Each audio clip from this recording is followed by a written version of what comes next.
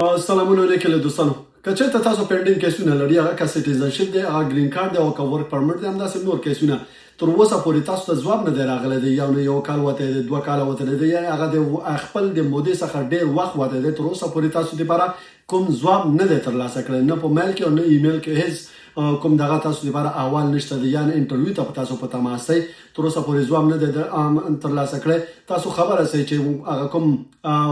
قاضي چې امر کړی چې باید دا پروسس باید نور مخته لاړ شي دا باید لغوه شي د کوم پاس چې ولو دا کیسونه چې ولاړو دا یې لغوه کړی او یو اس سی ایس ته امر کړی چې تاسو باید بیرته کیسونه خلاص کړئ او جریان باید پیدا کړي نو دغه وکیل خبرې واورئ چې نن یې نشر کړی دی زه غواړم چې دغه باره کې تاسو ته تشریحات درکړم او دغه ویډیو واستوئ هغه خلکو دپاره چې پینډینګ کیسونه لري او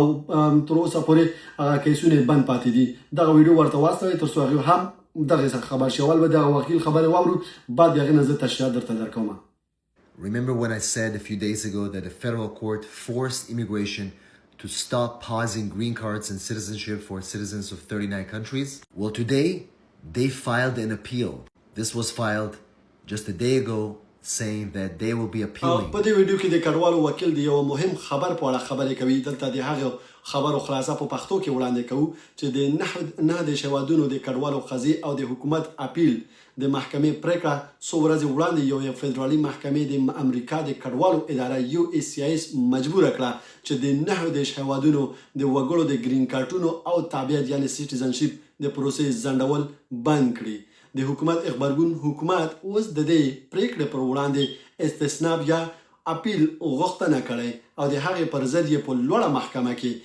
عریضه یې کړی دی آیا لوبه پای ته ورسېده نه دا اپیل دا غوښتنه معنا دا نه دی چې د محکمې مخکینۍ پریکړه لغوه شوی دی دا یوازې د قانوني پروسې پیل دی چې میاشتې وخت نیسي او دا هم معلومه نه ده چې حکومت به پکې وګټي او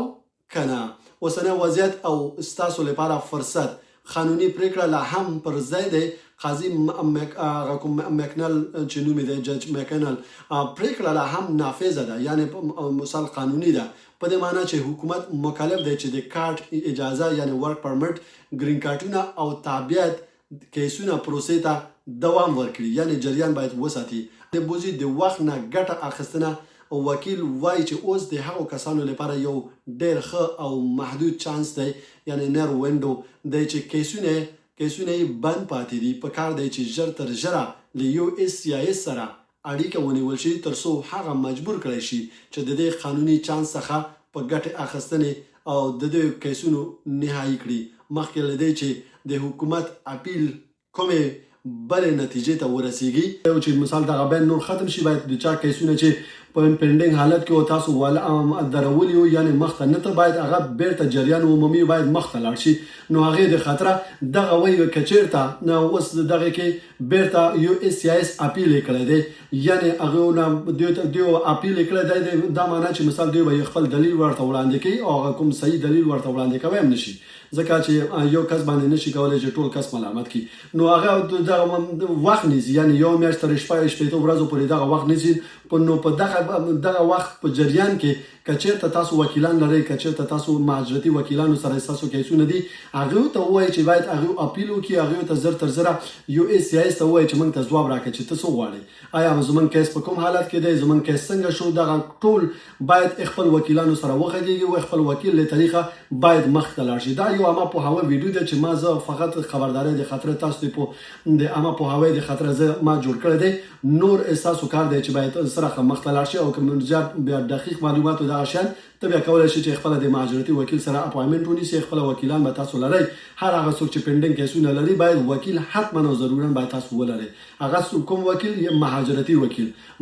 وکیل ونیسئ او خپل د کیس پوښتنه وکړئ نو دغه شپېته ورځو دپاره تاسو دپاره یو ډېر ښه چانس دی چې په دغه ورځو کې باید د یو اس سی ایس نه تاسو خپل د کیس د ځواب غوښتنه وکړئ باید ورته ووایئ چې زموږ کیس په کوم حالت کې دی آیا موږ ته ځواب ولې نه راکوئ آیا زموږ کیس څنګه کېږي موږ ته ها او نه ځواب راکړه که چېرته ستاسو انټرویو ته دی که چېرته ستاسو کیس په ورک پرمټ دپاره مو اپلای کړی دی که چېرته ستاسو سټیزنشپ دپاره مو اپلای کړی دی تر اوسه کوم انټرویو نه دی راغلی یا سرمني مو کینسل شوی دی همداسې نور ډېر کیسونه شته دي تاسو ته بیا هغه پته وي نو دغه ډیټیل دغه وکیل ورکړی دی او ما غوښته چې دا خپل مهاجرتي وکیل دی خپل دغه سره هم تاسو کولای شئ چې په تماس کې شئ دا وکیل ډېر خاصه ویډیوګانې جوړوي یعنی پوه دی نو دا په دې معنی چې یو څوک چې ویډیو جوړوي یعنی په دې هغه په دې پوه شي چې هغه پوه دی او پوهېږي په کیسونو باندې نو هغه څوک چې په هر ایالت کې اوسېږي په کوم ښار کې چې اوسېږي حتمي او ضروري باید مهاجرتي وکیل سره ونیسي د ایجنسیانو سره ایجنسیانو ته مه تمه کېږي ایجنسیانو تاسو اکثرا غوړئ هغوی د خپل ماشوم د خاطره دغه د خاطره هغوی تاسو زنډئ ستاسو وخت نیسي ستاسو دغه کوي نو هغه ستاسو اصلي کیسونه مخته بیا نه ځي نو هغې د خاطره ایجنسي نه ایسته کېږئ د ایجنسي پرېږدئ خپله 1 روپۍ 2 روپۍ چې ډېر وکیل درنه واخلي 1000 یا 2000 روپۍ نو دغه ښه چانس دی چې باید وکیل ځان ته ونیسي که چېرته وخت نه وکیل لرئ ښه دی او که چېرته وکیل مو تر اوسه نه دی درلوده اوس سړی وخت دی چې وکیل ونیسه او زر تر زره د خپل د کیس پوښتنه وکړه بیا هم ډېره مننه ژوندي اوسئ دا اما پوهاوی ویډیو ده نو دا کوم دغه نه دی څه ورته وکیل دغه زه نه یم چې مثال رسمي تاسو ته د پوښتنو دغه ده دا اما پوهاوی ویډیو ده فقط د همغې وکیل خبرې ما تاسو ته په پښتو ژبه کې ترجمه کړو او ومې رسو نور ستاسو خپل کار دی چې باید خپل مهاجرتي وکیلانو سره کښېنئ مشوره وکړئ هغوی دپاره به هغوی به تاسو ته لازمه مشوره درکړي په خدای مو سپارم ژوندي اوسئ حتما دا ویډیو د نورو دوستانو سره په ګروپونو کې واتساپونو کې نشر کړئ چې تر څو دغې خبر څخه باخبر اوسي. السلام علیکم.